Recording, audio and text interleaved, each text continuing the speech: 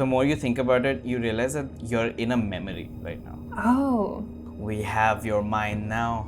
You're in all of your friends. Buddy, you don't want my mind. Hello?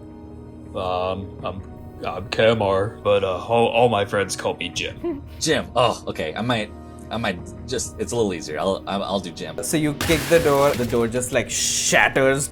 You see Bjorn on the other side of the door. Rocco blasts thunder out of her fingers at the door catches fire, and Bjorn, you see your front door catches fire. The part that's like holding the door locked breaks off and the door opens, and you see Rocco over there. I'm like, thank God.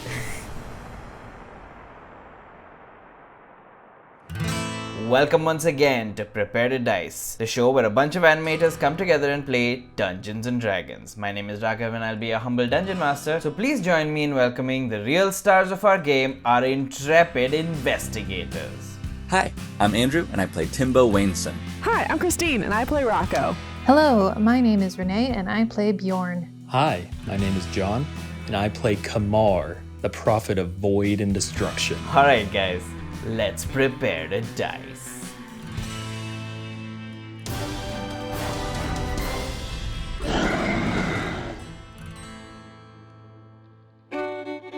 Oh my God, Frederick. Can I say bastard? You bastard. I said it. Well, Timbo, my friend, you see, when you killed me, the Kuotoa took my consciousness and took me to the Mind Flayer. So now I am one and the same with the Mind Flayer. You know, for a dead guy, he still talks a lot, I yelled. What do you think we should do, Rocco, about this Frederick guy? Well, I don't really know what we should do about him, but I'm gonna do this. And I just go over and I pick up the door and I just throw it at him. Alright, I would say make a dexterity check with advantage. 15. So you fling it at him, it goes through him, he splits in half, and he just like sort of disintegrates into dust and he vanishes. And as he's going, he's just like, well, that sucks. Just disappears. So as you do that, you see that like the door is like stuck in the air, in midair, tearing a hole through space itself. Like where the door hit, there's like a hole. That's a hole. Can we fit through this hole? Yeah, let's hop in there. Let me go grab a quick wastebasket with some important documents, please. Who is he again? I'm sorry, I was in a moment. Hello? Hello, you can call me Jimbo, and I've returned with my little trash can full of crumpled up papers and used spell scrolls, it looks like. These are my studying materials. I'll be a real wizard one day. You sure will, buddy. I'm gonna call you the trash wizard. Let's go, bud. Alright, you guys have stepped out into an open field. As you do that, you see the fabric shuts. Make whatever check you want to make. You can tell me what you want. I guess investigation's like my best one. Unless I can persuade the land to tell me things. Can I persuade the land to tell me things?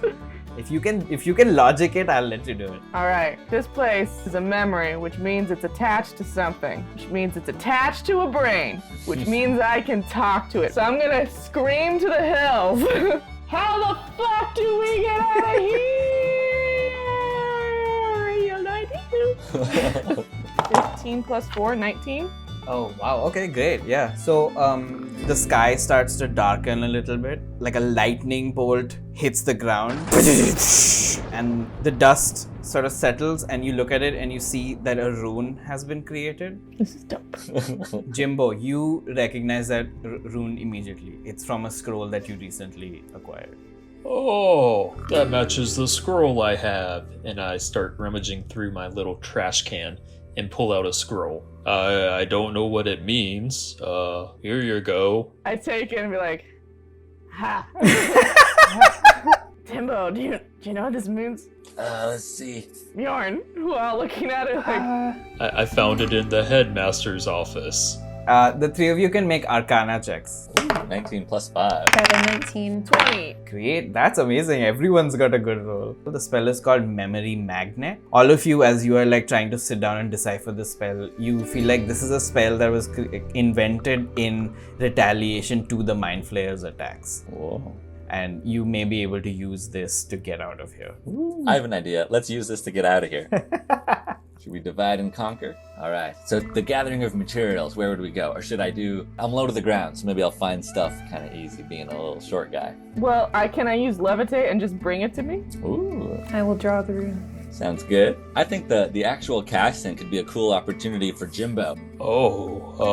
I can do my best. Jimbo, go ahead and make an Arcana check for me, and Bjorn, please make a history check. Timbo, make a survival check. Rocco, you cast levitate and then make an investigation check to see things.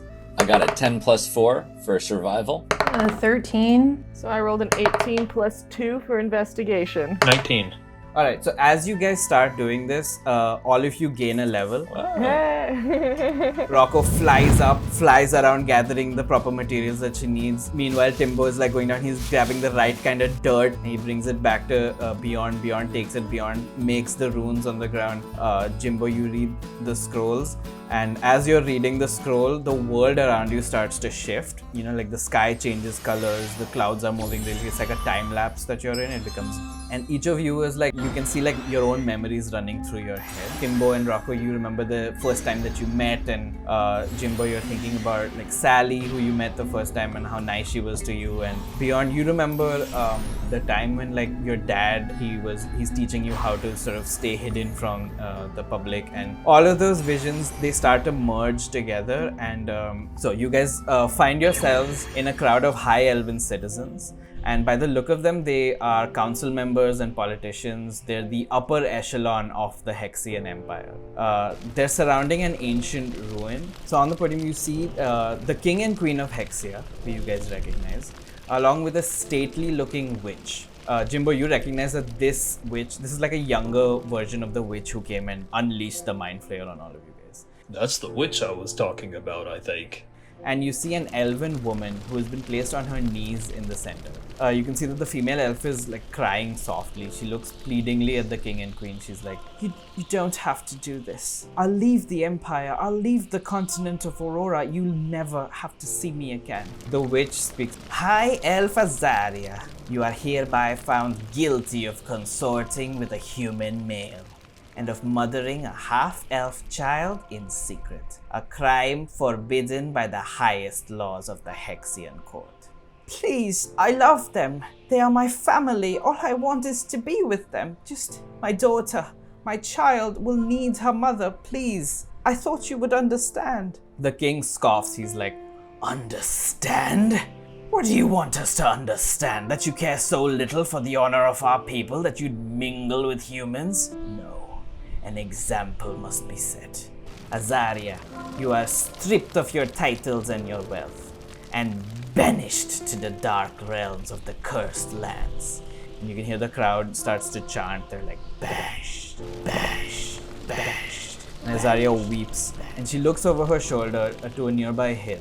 Bjorn, you follow her gaze, and with your keen sight, you notice that just over the hill, a young human man stands crying softly with a toddler that's hanging on a satchel tied around his chest. You recognize them as a young Martin, your father, and that's you in the satchel. Timbo and Jimbo, you watch as Azaria mouths silently and makes subtle but specific gestures with her fingers. And you can tell instantly, having just learned a memory spell today, that she's casting Modify Memory on Martin and Bjorn. Perhaps to spare them the pain and hurt of this day. The ground starts to shake, and you see Azaria slowly start to disintegrate. And as she does, she continues to cry, and the crowd continues to chant, banished, banished, banished. You wake up. And you're back in the chamber of the Arcane Academy. All three of you are ensnared in black tendrils, and you see in the center of the chamber the Mind Flayer, the Illithid, the monster that wrought this torment on you. You see a gruesome mockery of the human form, a purple squid-like head on a cloaked humanoid body with black tendrils extending out from under him, tentacles from coming out of the mouth, and the tentacles are lifting mockingly to reveal a gaping maw with rows and rows of teeth. And he sees you guys are sort of scattered around the room. He sees you guys waking up, and he's like, oh, hello. It looks like you guys are awake. Yeah. We don't like your... Let's get him. Go ahead, roll initiative.